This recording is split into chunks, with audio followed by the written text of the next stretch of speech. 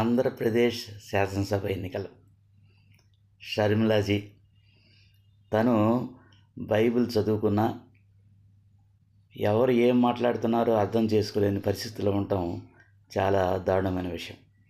జగను తను కట్టుకున్న చీర గురించి పదే పదే మాట్లాడుతుంది.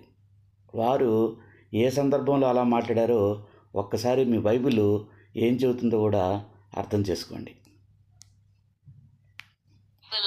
Argue saying, don't say sons of God, say daughters of God. Holy Spirit calls you sons of God in Romans 8:14. Understand, sons of God meaning son in the Bible is not talking about a male gender. It's talking about the one who has the nature of God, the one who is God.